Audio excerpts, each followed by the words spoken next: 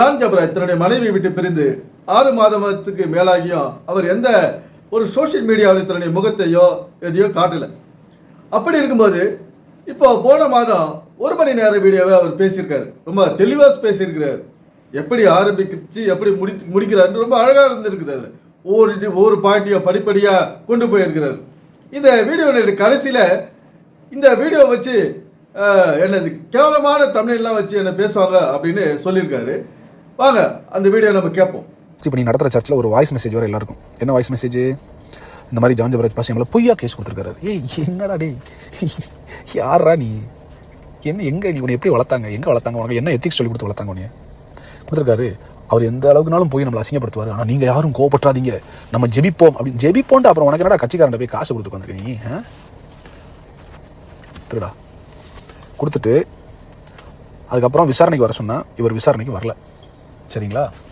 மாறா இவர் ஏன் மேலே ஒரு கம்ப்ளைண்ட் கொடுக்குறாரு. அதாவது நான் இவரை பொது வலைதளத்தில் அவதூறாய் பேசுவதாகவும் நான் இவர் மேலே செங்கோட்டையில் தவறான இதுக்காக கம்ப்ளைண்ட் கொடுத்ததாகவும் ஏன் மேலே ஒரு கேஸ் எனக்கு சம்மன் வருது.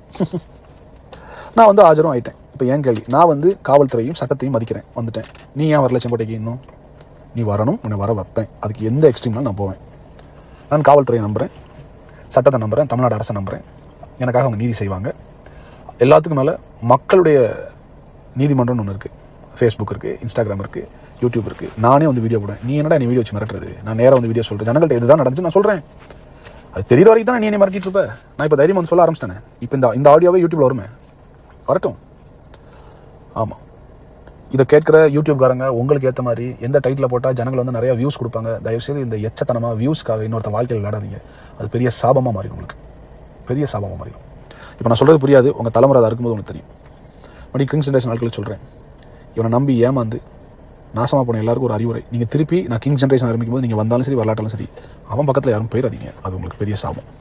ஜான் ஜபராஜ் தன்னுடைய மனைவி விட்டு பிரிந்து அதிலிருந்து ரொம்ப சோகத்தில் இருக்காரு. நம்ம நியாயத்தை பேசணும்.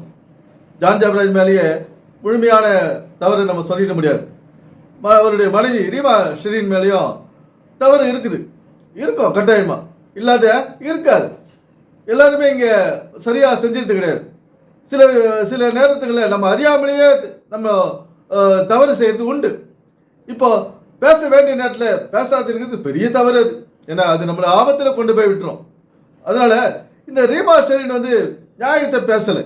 ஏன்னா தன்னுடைய கணவனை பற்றி தவறாக சொன்னவங்களை இவங்க தட்டி கேட்காததுனால இங்கே அவர் கணவனை விட்டு பிரிய வேண்டிய நிலைமை ஆயிடுச்சு.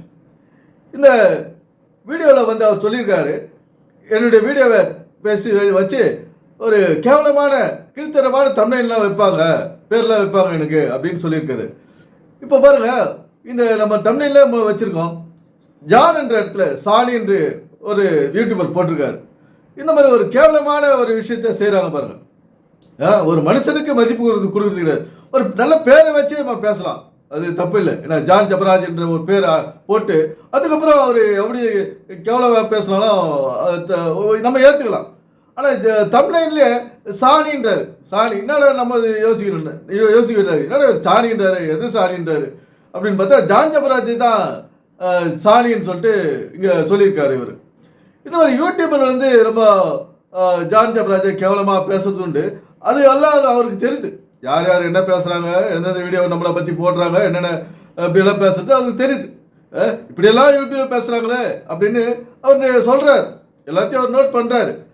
நம்ம யூடியூப்பில் பேசும்போது கொஞ்சம் நியாயமாகவும் பேச வேண்டியது. ஒரே சைடு போட்டு அள்ளி பூசிட்டு போகிறதுல இங்கே நியாயம் கிடையாது. ஏன்னா இரண்டு பேரையும் நம்ம விசாரிக்கணும். இவங்க மேலே என்ன தப்பு, இவங்க மேலே என்ன தப்பு, எந்த காரணத்தினால இப்படி செஞ்சாங்க, எதனால இந்த காரணம் வந்தது, எதனால இப்படி ஜான் ஜபராஜ் செஞ்சாரு, காரணம் என்ன யோசிங்க. ஜான் ஜபராஜ் மேலேயே நம்ம குற்றம் சொல்லிட முடியாது.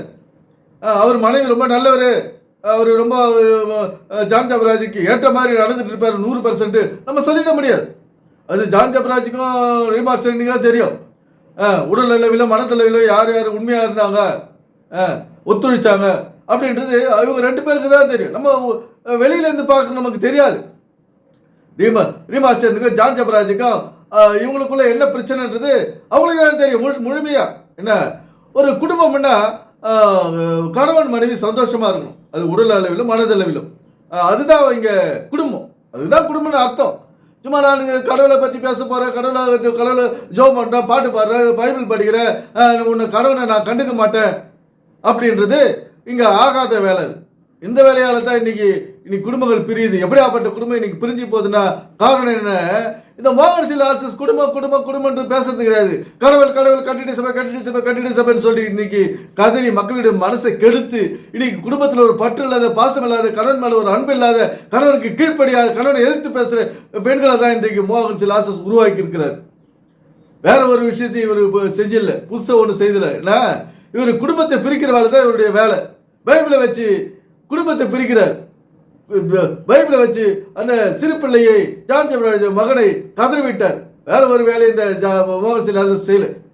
இந்த மாதிரி குடும்பத்துடைய முக்கியத்துவத்தை இவர் எடுத்து சொல்றது கிடையாது. அதனால இன்னைக்கு குடும்பங்கள் பிரிஞ்சு போகுது. ரீமா ஷெரீன் கணவனுக்கு ஏற்ற ஒரு மனைவியா நடந்துன்னு இருக்க மாட்டார். வேற ஒன்றும் கிடையாது. கணவனுக்கு எல்லா விஷயத்திலும் நம்ம உண்மையா இருக்கணும். அவருடைய தேவை என்ன என்பதை அறியணும். அதை எப்படி பூர்த்தி செய்யலாம் அப்படின்றது நம்ம தெரியணும். அப்படித்தான் நம்ம இங்கே குடும்பங்கள் பிரியாது. ஏன்னா நம்ம பைபிள் படிச்சு நான் பக்திங்க அப்படின்னு சொல்லிட்டு வெளிவேஷம் போகிறது கிடையாது வாழ்க்கை. ஏன்னா உள்ளுக்குள்ள உண்மையா இருக்கிறோமா, அது கணவன் மனைக்குள்ள கீழ்ப்படிதோடு இருக்கிறோமா, அதுதான் இங்கே நடக்க வேண்டிய வேலை. அதுதான் பைபிள் சொல்லுது. நான் சொல்லலை இதெல்லாம் பைபிள் சொல்லுது. குடும்பம் முக்கியம், வாழ்க்கை முக்கியம், குழந்தை முக்கியம், உறவுகள் முக்கியம், அப்பா அம்மா முக்கியம், உன்னுடைய மானம் முக்கியம், இதெல்லாம் பைபிள் சொல்லுது. என்ன நான் இந்த எதுக்காக இப்படியெல்லாம் பேசுகிறேன்னா, நான் அதிகமான வீடியோக்களில் குடும்பம் முக்கியம், நம்முடைய வாழ்க்கை முக்கியம் அப்படின்றது நான் நிறைய எல்லா வீடியோலையும் பேசியிருக்கேன். அதனால தான் நான் இப்படியெல்லாம் பேசுகிறேன். ஜான் ஜெபராஜ் பிரிஞ்சு போனோன்னு என்னுடைய மனம் வேதனைப்பட்ட அந்த 1 மணி நேர வீடியோவை கேட்டதுனால என்னுடைய உள்ளம் வெம்பியாச்சு. ஏன்னா அதனால நான் இந்த மாதிரிலாம் பேசுகிறேன். ஜான் ஜெபராஜுக்காகவும் நிற்கிறேன் நான். ஏன்னா இந்த குடும்பம் ஒற்றுமையாகணும், நம்ம பிள்ளைகளோட முன்னேற்றம் தடைபடக்கூடாது, யாருக்கும் இங்கே மன வருத்தம் உண்டாகக்கூடாது. அதுதான் இங்கே நடக்க வேண்டிய வேலை. நம்ம கடவுளை பற்றி சொல்கிறோம், நம்ம பைபிள் படிக்கிறோம், நம்ம கோயிலுக்கு போகிறோம், நம்ம காணிக்கை கொடுக்குறோம், இதெல்லாம் இங்கே கணக்கிலே வராது. வெளி உலகத்துக்கு அதெல்லாம் தெரியாது. நீ எவ்வளோ காணிக்கை கொடுக்குறது தெரியாது. என்ன நீ எத்தனை மணி நேரம் பைபிள் படிக்கிறன்றது வெளி உலகத்துக்கு தெரியாது. ஆனால் ஒரு கணவனும் மனைவியும் பிரியும் போது உலகத்துக்கு தெரியும். அது அசிங்கமாகும், அவமானத்தை கொண்டு வரும். எனவே வீட்டுக்குள்ள நடக்கிற வேலை சரியா நடக்கணும். எனவே சிந்திப்போம், செயல்படுவோம். நன்றி, வணக்கம் நண்பர்களே.